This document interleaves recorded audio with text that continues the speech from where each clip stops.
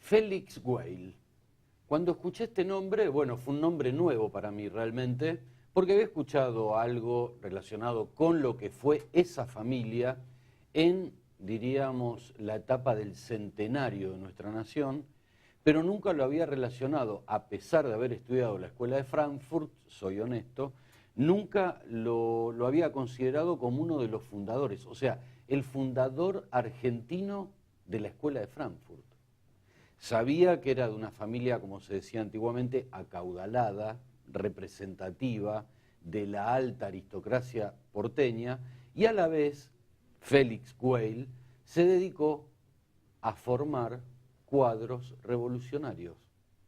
Digo, y esta contraposición, ¿no?, es lo que hace atractiva a la historia. Mario Rapoport, gracias por haber venido. No, gracias. Bueno, es este libro, ¿no?, Bolchevique de Salón. Bolchevique de Salón, sí, creo que es un buen título. Ya lo creo.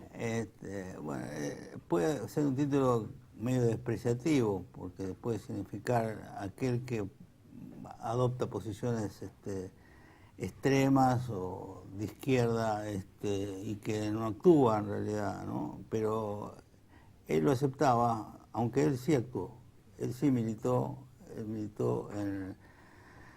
si bien no estaba afiliado, militó junto al Partido Comunista Alemán en la Revolución Alemana del 18-19, y luego fue un promotor de actividades también, sobre todo marxistas, y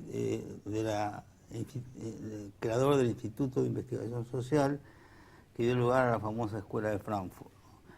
Pero esta es una saga también familiar, porque el padre fue quizás su extremo opuesto, ¿no? El padre llegó a la Argentina, era un campesino alemán, judío alemán, que vino a la Argentina, que conocía de alguna manera el negocio de los granos, y que llegó el momento en que se produce el boom agroexportador.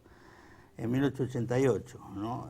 A partir de 1890 la Argentina empieza a exportar granos, hasta ese momento lo importaba, y él transforma su pequeña empresa, que era una subsidiaria de una empresa alemana, se la queda a él y la transforma en una de las más grandes compañías cerealeras del país, junto a Bungeborn y Dreyfus, ¿no?, que eran dos empresas internacionales, ¿no? Llega a tener 3.000 empleados, sucursales en todo el mundo, etc.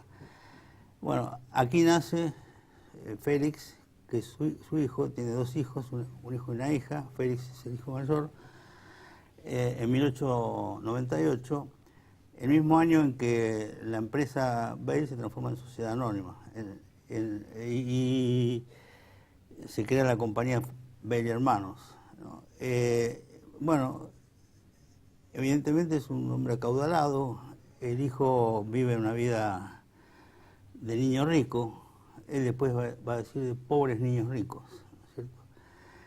Y vive 9 años en Argentina, pasa toda su infancia, escuela primaria.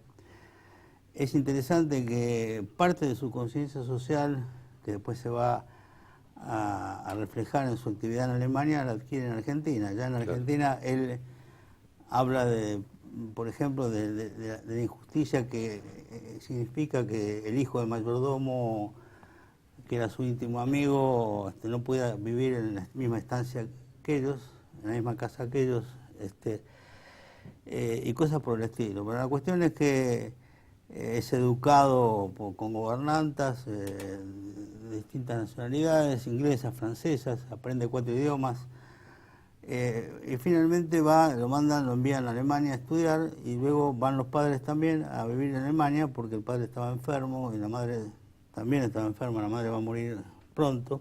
¿Cómo se compenetró, ¿no?, Mario Félix, Weil, en la cultura nuestra? Porque no fueron tantos años lo que le estuvo acá. Bueno, yo hacía una comparación quizá una comparación muy audaz, entre Félix Weil y San Martín. San Martín vivió 8 años de su infancia en Argentina y luego fue a España, ¿no es cierto? Hizo su carrera estudió, hizo su carrera militar, volvió a la Argentina solamente 10 años, incluso una parte de ella, de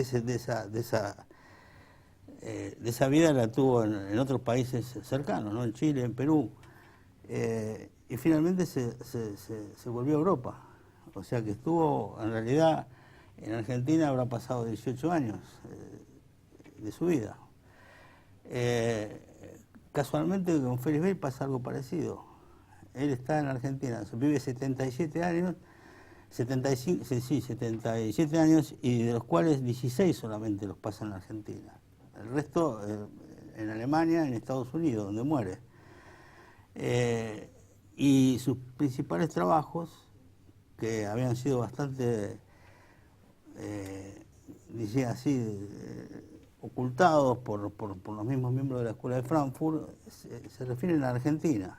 Él publica un libro importante en 1944 que se llama Argentine Riddle, el enigma argentino, que recién, incluso en Argentina tampoco, se lo habían incidenciado de alguna forma, pero recién se publica en castellano 60 años después por la Biblioteca Nacional. De modo que es un personaje que de alguna forma ahora lo revelamos. Es decir, yo lo seguía hace mucho tiempo investigando y trabajando, pero no tenía toda la documentación, conseguí toda la documentación de esa vida casi aventurera que tiene, que comienza en Alemania con su participación en los hechos revolucionarios del 19-20, y que sigue luego, cuando él vuelve a la Argentina, como de alguna manera agente de la Internacional Comunista para ayudar a la formación del Partido Comunista Argentino, y escribe un trabajo muy importante, pionero, sobre el movimiento obrero argentino. Son los primeros trabajos que se hacen sobre el movimiento obrero argentino, ¿no? Uh-huh. Luego vuelve a Alemania. En Alemania él organiza la primera semana del trabajo marxista, donde por primera vez se dan a luz los dos libros importantes de Lukács y de Kors sobre el marxismo, y luego de eso tiene la idea de crear ese Instituto de Investigación Social que va a dar lugar a la famosa Escuela de Frankfurt, ¿no? Donde se incorporan luego pensadores como Horkheimer, Adorno, Marcuse, Fromm, etcétera. Los que estudiamos todos. Los que estudian todos, pero los que no estudiamos son ellos, ¿no? Sí, exactamente. Pero Beil participa activamente en las discusiones de la escuela. Él tiene trabajos importantes sobre... Él era economista, de formación economista. Tiene trabajos importantes sobre el capitalismo de Estado, porque ellos discuten mucho el tema del nazismo y de qué era la Unión Soviética en aquel momento, ¿no es cierto? Comparan ambos casos. Discute el tema de, o sea, lo que después ellos llamaron el Estado autoritario. Discuten temas sobre el intervencionismo de Estado, algo que Félix, cuando vuelve a la Argentina en 1931, en parte escapándose del nazismo, él participa, colabora con el gobierno de Justo, era amigo de Federico Pinedo. Era un gobierno, diríamos, o sea, teniendo este pensamiento, era un gobierno de derecha ese, ¿no? Un gobierno de derecha. Él decía de que en la Argentina no veía posibilidades revolucionarias, verdaderamente revolucionarias, y que en todo caso lo que sí podía contribuir era a sacarle algo de dinero a los ricos a través del impuesto a los réditos. Él es uno de los creadores del impuesto a los réditos.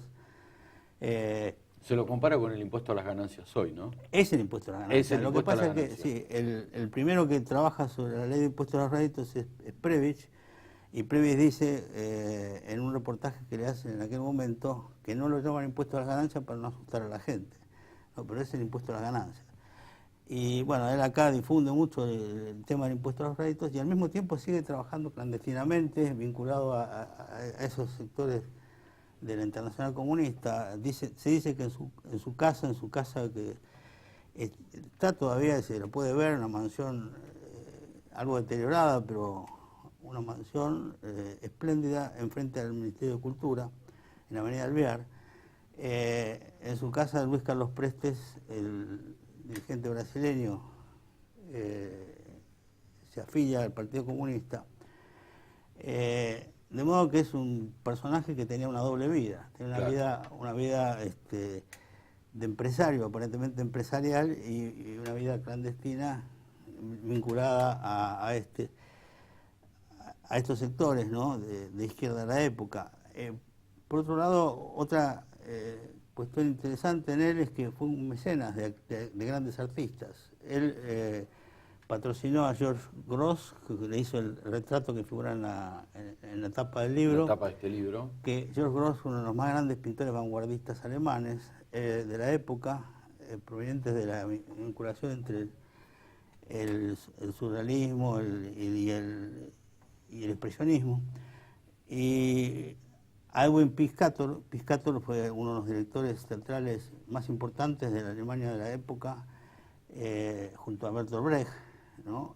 Un gran innovador teatral. Él financia también la difusión del acorazado Potemkin de Eisenstein en Europa, y finalmente hace un acuerdo con el Instituto Marx Engels de Moscú para difundir las obras, los 42 tomos de las obras completas de Marx y Engels en Alemania y en Rusia también, porque él consigue todos los manuscritos de Marx y Engels, que es ese personaje contradictorio que se revela en el libro, y además el libro revela toda una época, casi todo el siglo XX, desde el principio del siglo, ¿no?, de esa Argentina del centenario, hasta su muerte en 1975. Nos quedamos con el personaje Félix Weil entonces, y recomendado este libro Bolchevique de Salón. Gracias, Mario Rapoport. No, al contrario, gracias a vos. Pausa.